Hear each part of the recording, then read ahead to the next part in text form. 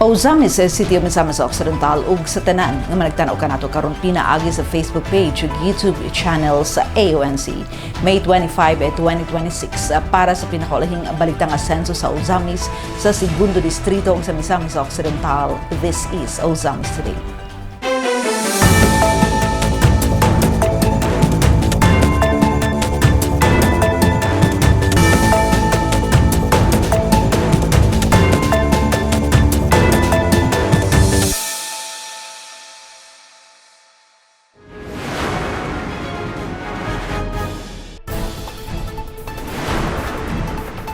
Mas ligon nga kaugmaon alang sa kabatanunan, gipaningkamutan 2,573 ka upop og scholar ni Iski Grantes nakadawat og educational allowance. Data-driven governance, PSA ug LGU Ozamis naghiusa alang sa mas ligon nga serbisyo sa katawhan. Representative Waminal giawhag ang napulkom nga palig-unon ang bodycam review alang sa mas responsable nga police operations. ARPA program naghatag og bagong paglaom. Mga benepisyaryong mag-uma nagpasalamat sa tabang nga gihatag. Batok sa piki nga tambal, Representative Waminal nanawagan og masugot nga FDA monitoring sa online pharmacies. 3.2 milyon gikan sa 10% iski funds andam nang i-turnover alang sa OPO program. DepEd Region 10 nagpasalamat sa padayon nga suporta ni Gobernador Waminal sa mas asinso Normin Stars. Sa police report, search warrant operation sa barangay Embargo misangpot sa pagkasikob sa amahan ug anak, illegal nga druga o pistola na recover. Dazzle Humotikson ang inyong etigbalita ania ang mga detalye. Mas ligon nga kaugmaon alang sa kabatanunan, gipaningkamutan. 2,573 ka OFOP scholar ni SK grantees nakadawat og educational allowance. Ang good news ni nga report.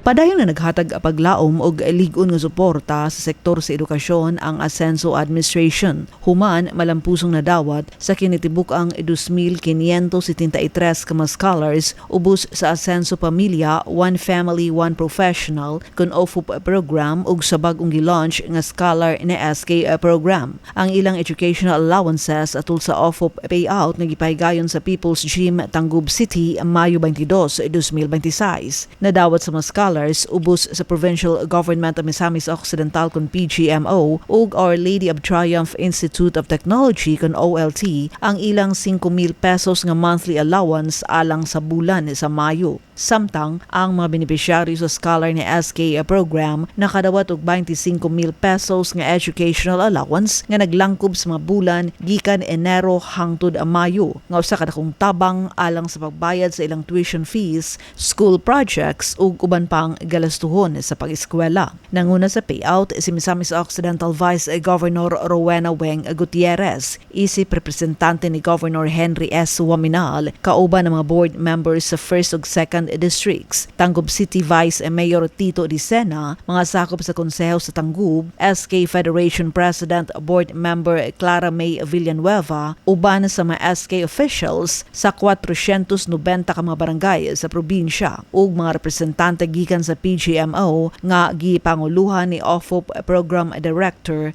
Adora May Urot. Gipasiugdan ni Vice Mayor Dicena nga ang maong programa na mugna isip bunga sa damgo ni Governor Henry ug sa tinguha sa Team Asenso nga mapadaghan ang makabataang makagraduar ug malampusong makahuman sa ilang pag-eskwela. Tungod kay gidamgo sa atong pinanggang gobernador, provincial officials nga diin daghan ang makahuman og eskwela. Kita nagatuo nga ang edukasyon ra gayud ang makakontribute pagtabang, pagsulbad sa problema sa atong ekonomiya. Edukasyon ra gayud ang makatabang pagsulbad, paghawas sa kalisod sa tagsa-tagsa ka pamilya.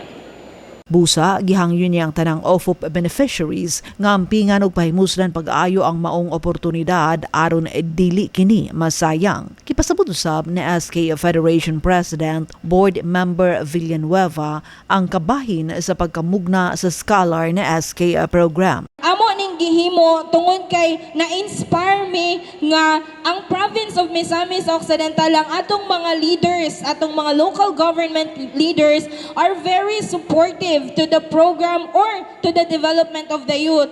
That's why kami po, isip inyuhang mga tingog, isip mga sangguniang kabataan officials, we are inspired to create a sustainable program which is this Scholar ni SK program. Gipasigarbo sab niya nga ang sangguniang kabataan nakahimo na gayud og usa ka sustainable nga programa nga ilang ikabilin bisan pa man matapos na ang ilang termino. Subay niini, iyang gipasalig sa mga scholar na SK program grantees nga magpadayon gihapon ang ilang pagka-scholar ubos sa mga programa bisan pa man wala na sila sa katungdanan. So even mahuman ang among termino mga sangguniang kabataan, we will not worry because our Scholar ni SK grantee, just like you, one family, one professional grantee, will continue to be the beneficiary of Scholar ni SK hangtod makagraduate sila basta dili lang moubos ang ilahang grades into 80. Ang OFOP program mao usa sa flagship initiatives sa Asenso Administration subay sa damgo ug tinguha ni Governor Henry S. Waminal nga ligong gisuportahan in his 2nd District Congressman Ando Waminal, 1st District Congressman Jason Paredes Almonte, Asenso Pinoy Representative Attorney Indy Waminal ug sa tibuok Asenso team. Ug karon pinaagi sa bagong gilusad nga scholar ni SK program ubos sa hiniusang paningkamot sa mga SK officials, mas daghan pang kabataan ang mahatagan og oportunidad nga makaeskwela sa kolehiyo ug makatagamtam uban sa ilang tagsa-tagsa ka mga pamilya sa mas hayad nga kaugmaon. Data-driven governance, PSA ug LGU Zamis naghiusa alang sa mas ligon nga serbisyo sa katawhan. At nawato ng report ni Angela Kirante. Sa usa ka mahinungdanong lakang padulong sa mas lig-on, episyente ug responsive nga pagdumala, pormal nga gipahigayon sa Philippine Statistics Authority kun PSA adlong Biyernes, Mayo 22, 2026 ang 2024 Community-Based Monitoring System kun CBMS Data Turnover Ceremony sa dakbayan sa Uzamis. Nagipahigayon sa 3rd floor Executive Building, Uzamis City Hall ug personal nga gitambungan ni Mayor Sam Norman G. Fuentes, mga miyembro sa sangguniang panglungsod, City Administrator Ruthesa Grace Euano, mga department heads ug uban pang lokal nga opisyal nga nagpakita sa padayon nga suporta sa kanunay Asenso Uzamis Administration sa paggamit sa tukmang datos aron mas masabtan ug matubag ang tinuod nga panginahanglanon sa matag barangay ug sektor sa dakbayan. Matod pa ni Supervising Statistical Specialist Julieta M. Nacario, Officer in Charge sa Provincial Statistical Office Misamis Occidental, ang maong kalihukan, dili lamang usa ka ordinaryong data turnover, kundi usa ka selebrasyon sa panaghiusa, dedikasyon ug people-centered development. The CBMS serves as a vital tool in providing updated, disaggregated, and reliable data at the local level.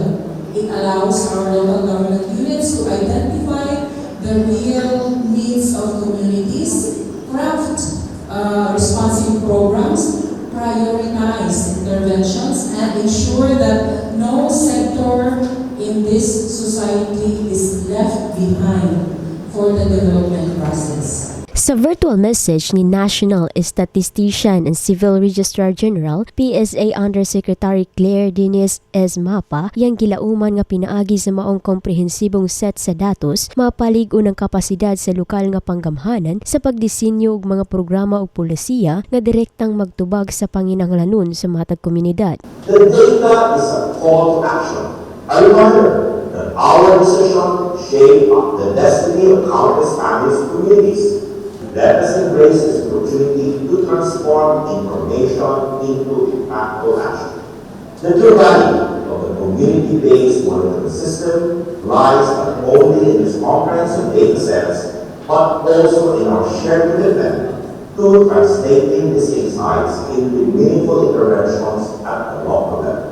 Gipresentar usab ni Senior Statistical Specialist Russell John D. Gabi ang mga importanteng findings sa 2024 CBMS, lakip na ang datos sa kahimtang sa puy-anan, sanitation, supply sa kuryente, access sa limpyo ug luwas nga tubig, internet access ug uban pang indicators nga magamit sa pagsusi sa kahimtang sa matag household sa nagkalain-laing barangay sa Dakbayan. Human sa presentasyon, sunod nga gipahigayon ang ceremonial signing sa Data Turnover Agreement tali sa PSA ug sa Uzami City Local Government Unit nga aktibong gisalmutan ni Mayor Sam nga nagtimaan sa formal nga pagbalhin sa 2024 CBMS datos isip pundasyon sa lokal nga pagplano ug implementasyon sa mga programa ug serbisyo sa Dakbayan. Sa iyang acceptance message, gipahayag ni Mayor Sam nga ang maong datos dakong ikatabang sa lokal nga panggamhanan sa pag-ila kung kinsa gayud ang nagkinahanglan og tukmang tabang, dinali ang interbensyon ug matang sa serbisyo nga angay hatagan og prioridad. With the empirical data on hand,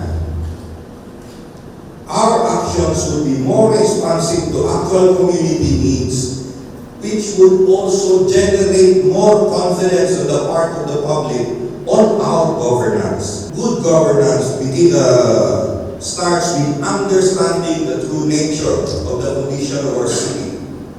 This data helps ensure that no family will be left behind, no sector or no barangay would ever be left behind, and enabling us to continue and maintain our goal that every misanisnon ay magbuyong, malinaw, malabuon o malabahin.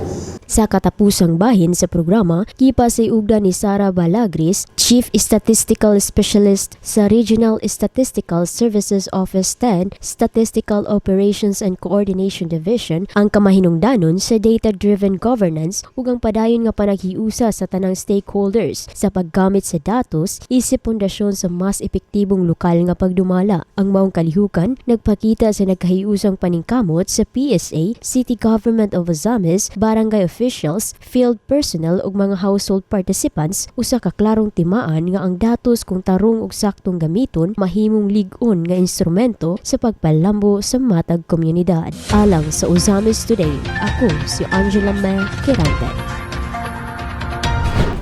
Salamat me. Representative Uwaminal giawhag ang Napolcom nga paligunon ang body cam review alang sa mas responsable nga police operations. Ani ang magdetalye.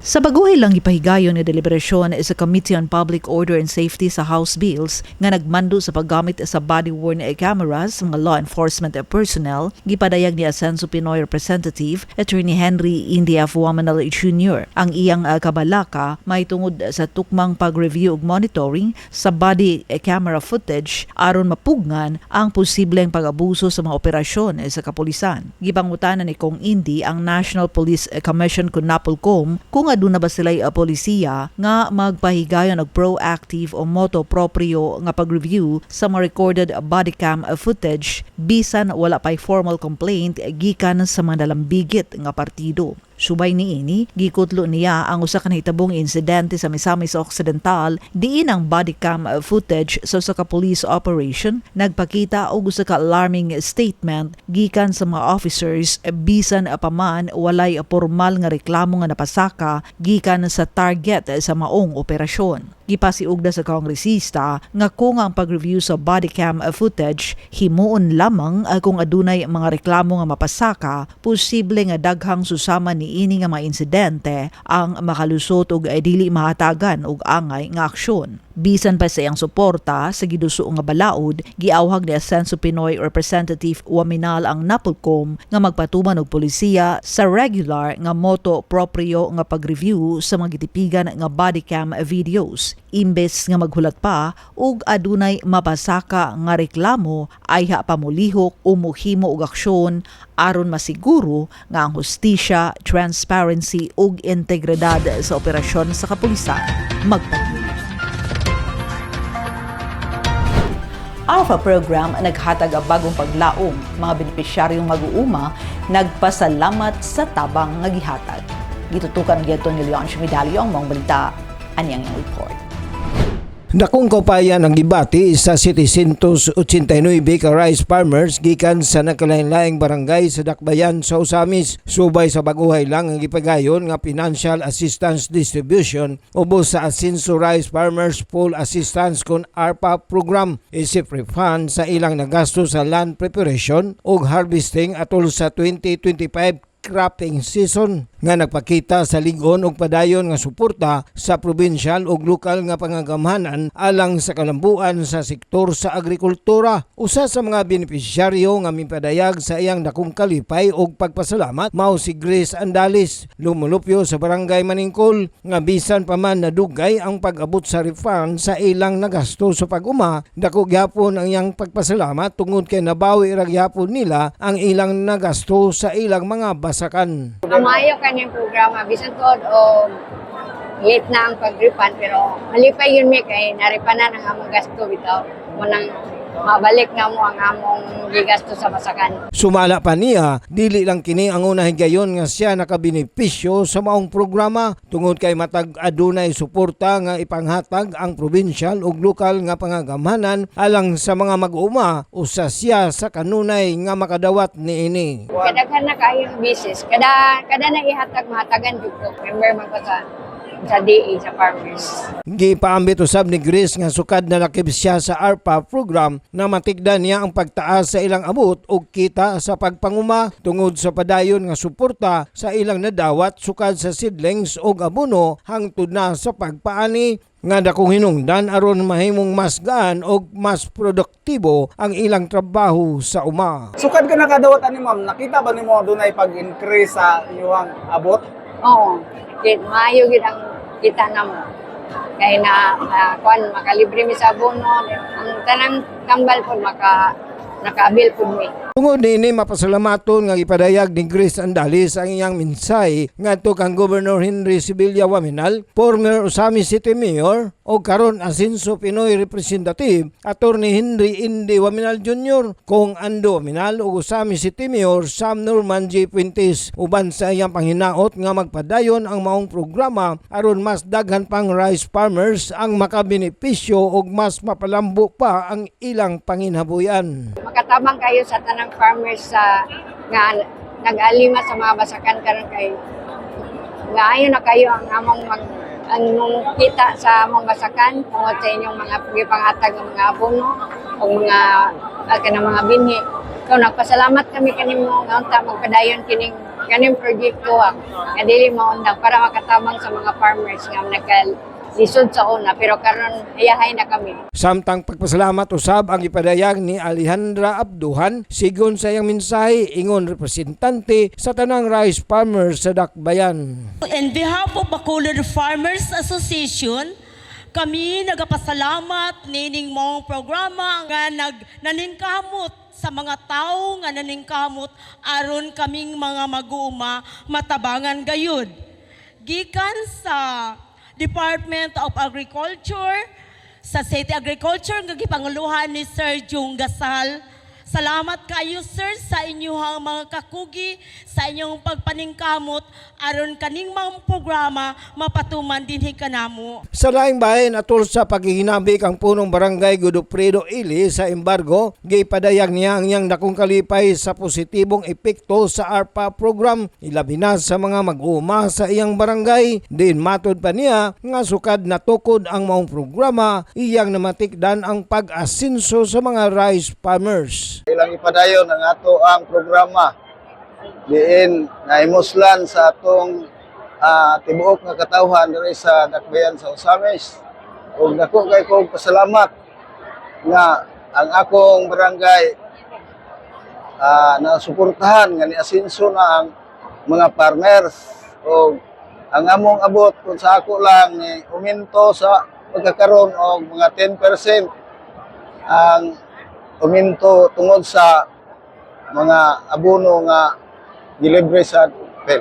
Sa padayon nga pagpalig-on sa suporta ug pagpatuman sa mga programa sa provincial ug lokal nga pangagamhanan alang sa sektor sa agrikultura, nagpadayon usab ang paglaom og kadasig sa mga rice farmers sa dakbayan sa Usamis nga pinaagi sa ARPA program. Mas mapalambo pa ang ilang panginabuyan og masiguro ang mas lig-on og malambuon nga kaugmaon alang sa ilang mga pamilya og sa umaabot nga henerasyon sa mga mag-uuma. Alang sa Usamis Today, ako si Yuncio Medallo.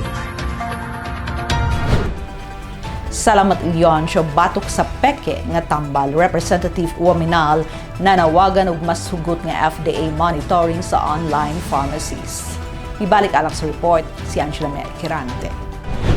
Ato sa baguhay nga joint deliberation sa Committee on Health ug Committee on Trade and Industry sa mga House Bills nga nag-regulate sa online pharmacy sa Pilipinas, gipadayag ni Asenso Pinoy Representative Attorney Henry Indy F. Waminal Jr. ang iyang seryosong kabalaka sa nagkadaghan nga kaso sa piki nga mga pharmaceutical products nga makahatag og peligro sa mga consumers. Gipasiugda ni Representative Waminal nga samtang wala pa mapasa ang maong balaod, ang gobyerno ug pribadong sektor kinahanglan na nga mohimo og proactive nga lakang batok sa mga counterfeit medicines. Giawag usab niya ang Food and Drug Administration kun FDA nga palig-unon ang ilang monitoring ug enforcement efforts aron masiguro ang mas strikto nga pagbantay sa kaluwasan sa publiko, ilabi na sa nagkadaghan nga online transactions kalabot sa mga piki nga pharmaceutical product. Subay sa nakalabayng hearing, din gipahayag sa FDA ang paggamit sa Artificial Intelligence kun AI aron mapadali ang proseso sa aplikasyon. Gipangutana ni Kong Indy kung magamit ba usab kini sa pagdetect ug pagregulate sa mga piki nga produkto nga gibaligya online. Ipangutana usab niya kung nganong wala pa malakip ang AI-based anti-counterfeit system sa business plan sa FDA bisan pa man nga adunay available nga pondo alang niini. Dugang pa, gipangayon usab niya og kumpirmasyon ang maong ahensya kung apil bagayod sa nasangpit nga plano ang paggamit sa AI alang sa pagregulate sa mga piki nga produkto ug gihangyo ang FDA nga ipaklaro kini sa umaabot nga mga committee hearings. Gipasiugda pa ni Kong Attorney Indy Waminal nga ang pagpaligon sa online monitoring mechanisms dakong makatabang sa pagpanalipod sa mga consumers batok sa piki ug delikadong mga pharmaceutical products. Ilabi na karon nga nagkadaghan na ang mga Pilipino nga nag-rely sa digital platforms alang sa ilang healthcare needs ug uban pang panginahanglanon.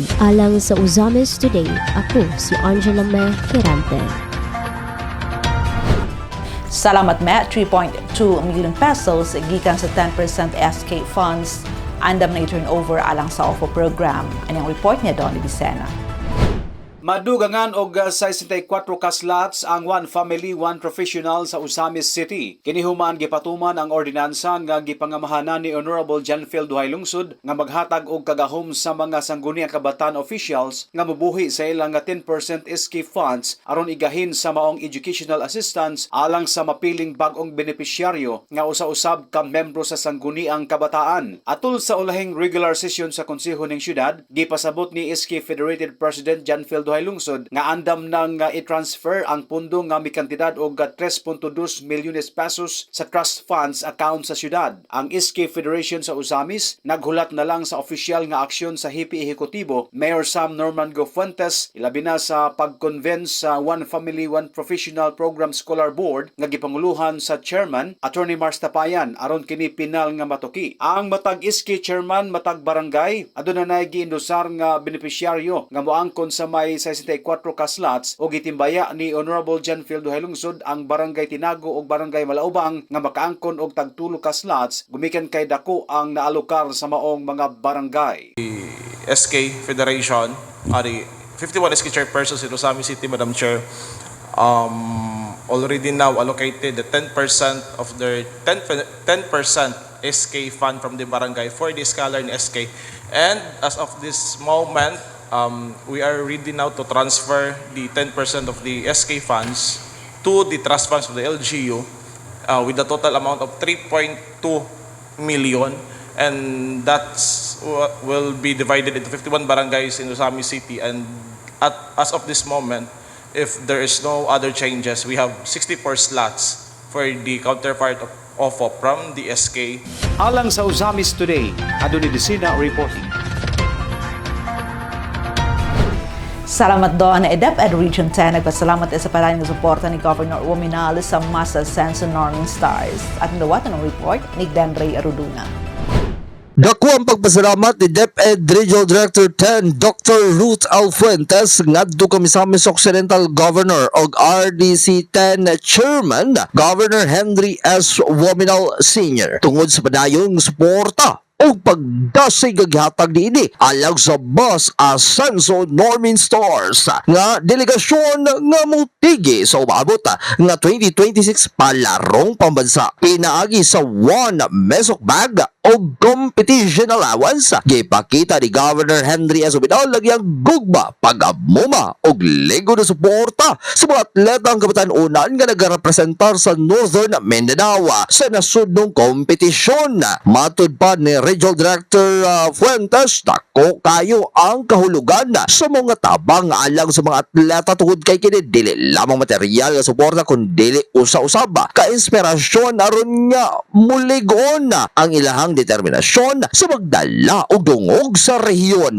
Kahibaluan nga ang 2026 palarong pambansa pagahustingan sa provincial government sa Agusan del Sur sa rehiyon Caraga sugod Mayo 24 hangtod sa Mayo 31. Din magatapok ang labing mga maayong mga atleta gikan sa nagkadang rehiyon sa nasod aron mag-inindigay sa nagkadang sports events. Alang sa Uzames Today, kini si Glenn Ray Ruluna.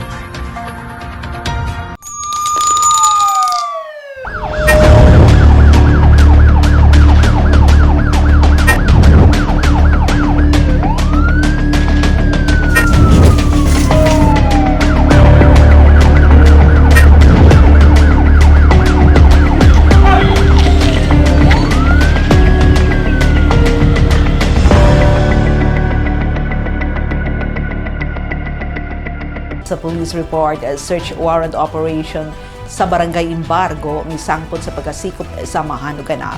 Illegal nga droga o pistola na recover. Mibalik alang sa police report sa Leon Shumidalio. Sa sayong kabuntago na alas 7:45, Mayo 25 ning tuiga, malampusong gipatuman sa mga otoridad ang dungan o koordinadong operasyon sa duha ka search warrant sa Purok 1, Barangay Imbargo, Osamis City nga misangpot sa pagkadakop sa usa ka amahan ug anak nga suspek sa kasong illegal nga droga o illegal nga pagparagiya ug ihalas nga armas. Ang maong operasyon gipangunahan sa mga operatiba sa Osamis City Police Station sa pagpanguna ni OIC Chief of Police Police Major Agustin Araso uban ang hiniusang puwersa sa Sikan Provincial Mobile Force Company kon Sikan PMFC, Misamis Occidental Philippine Drug Enforcement Agency kon PDEA RO10 ug 100 Sikan Maneuver Company, Regional Mobile Force Battalion 100 Sikan MCRMFB. Base sa report sa kapulisan sa unang operasyon base sa search warrant number 04-2026 for violation of RA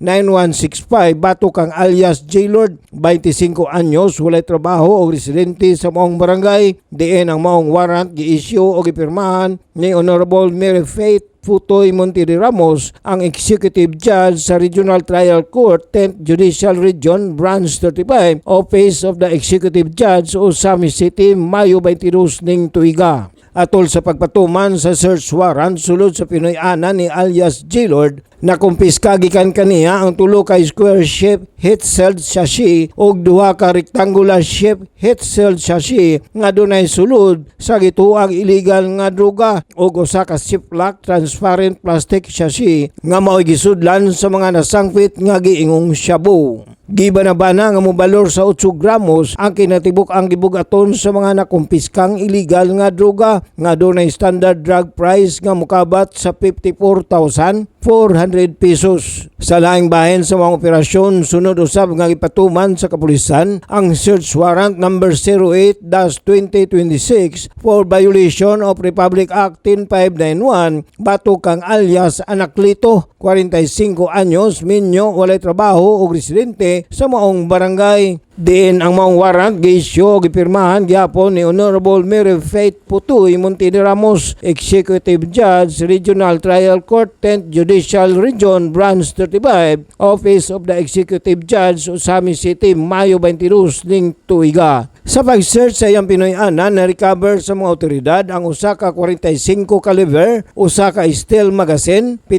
ka buhing bala, sa kalibre 45, usa ka black belt bag, usa ka 3-car backpack og 3 ka disposable lighters. Ang mga operasyon gihimo uban sa presensya ni punong barangay Godofredo L. sa embargo, kauban ang mga representante sa Department of Justice o local media aron masiguro ang husto nga pag-inventory, documentation o pagmarka sa mga ebidensya. Ang duha ka suspek karon anaa sa kustudiya sa Usami City Police Station alang sa tukmang disposition, diin si alias G-Lord mag-atubang sa kasong paglapas sa Republic Act number 9165 o Comprehensive Dangerous Drugs Act of 2008, samtang si alias anak nito magatubang sa kasong paglapas sa Republic Act number 10591 o Comprehensive Firearms and Ammunition Regulations Act. Ang malampusong operasyon sa mga personay sa Usami City Police Station o mga kaabag nga law enforcement units nagpamatuon sa ilang padayon o hugot nga paningkamot batok sa illegal nga droga o illegal nga pagpanag-iya og armas, isip kabahin sa pagpaligon sa kalinaw, kahusay og seguridad sa dakbayan sa Usamis. Kini ubos sa makanunayong suporta sa Asenso Administration sa pagpanguna ni Governor Henry Sibilia Waminal og sa kanunay Asenso Usamis Administration ubos sa liderato ni Mayor Sam Norman G. Fuentes, kaabag ang duha ka kongresista nga sila Kong Segundo Ando Waminal ug Kong Asenso Attorney Henry Inde Waminal Jr. sa padayon nga paghatag sa gikinahanglanong suporta alang sa kapulisan. Alang sa Usamis Today, ako si Leoncio Medalyo. Salamat milyon siya o sa estudyante kanating serbisyo publiko sa kanunay Asenso Ozamis Administration. Pinaagi sa Asenso Ozamis News Channel ubos sa pagdumala ni Mayor Attorney Samuel Norman G. Fuentes. Alang sa dugang impormasyon, please like our official Facebook pages, Samuel Norman Fuentes, Attorney Indy Waminal, kung Ando Waminal o Asenso Ozamis News Channel. Please subscribe to the official AONC YouTube channel. Sa ngalan sa kitibukang AONC team, Leoncio Medalyo, Adoni Dicena Jr. Purgatorio, Ares Carpio, Kem Tangaro, Makjul Madinis, Angela Me Kerante, Mariana Lumapas, Xander David, at si Glenn Ray Ruluna, Samis News Network. Ako si Dad sa Lumatikson, daghang salamat. Kanunay Asenso Ozamis, padayon Asenso Segundo Distrito, Asenso Misamis Occidental, Asenso Pinoy.